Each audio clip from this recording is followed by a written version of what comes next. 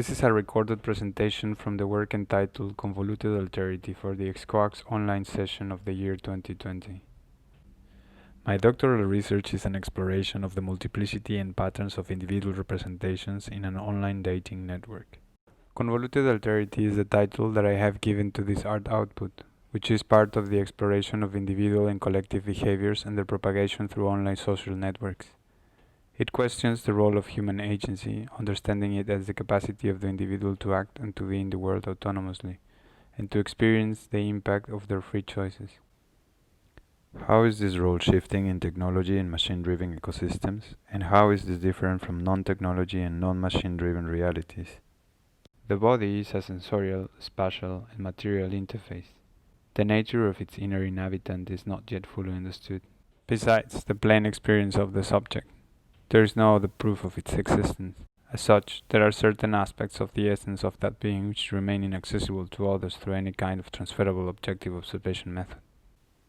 Technology-driven governments intend to regulate and manage societies based on huge-scale data observations and analysis, interpreting behavior, trends, and patterns at the most superficial level, neglecting the potential of the knowledge within the individual and collective experiences. At this superficial level, social machines learn from the bodies by observing them, framing them, learning through massive recollection of decontextualizing data. Here you can see two images. The upper one displays photorealistic, non-existing people generated through a generative adversarial network. The lower one also presents portraits of people who never were born, which are for sale under the slogan of unique worry-free model photos.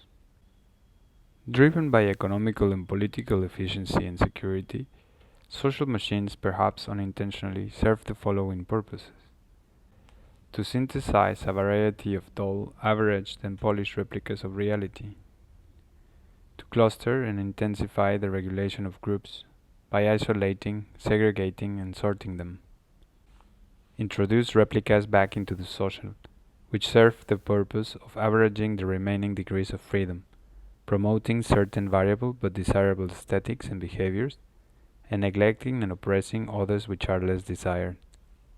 What does it mean to be inside a body that is perceived and influenced as otherness, mostly through machine-enhanced processes and interfaces?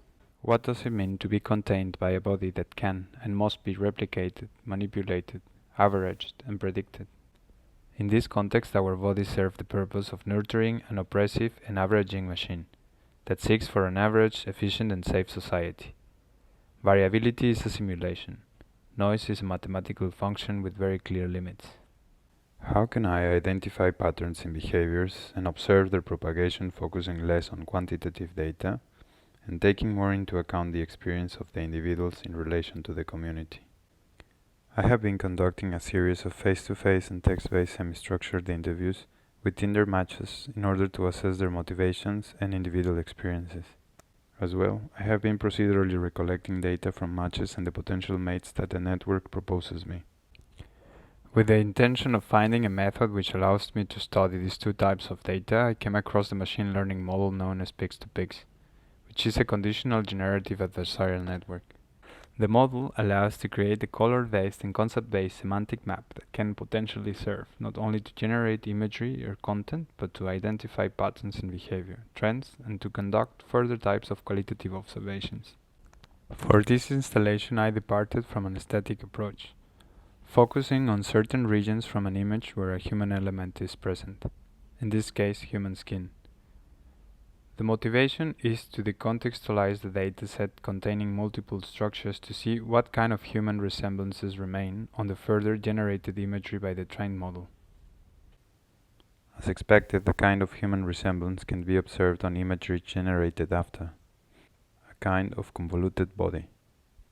As a proof of concept, the Pigs-to-Pigs model has been trained with a small dataset which has been color labeled manually. Further explorations will include longer datasets, as well as richer semantic maps, and focus on qualitative features based on labels assigned through natural language. You can visit the installation online at the following URL. If you have questions, don't hesitate contacting me. I want to thank the xcoax team for enabling the session this year.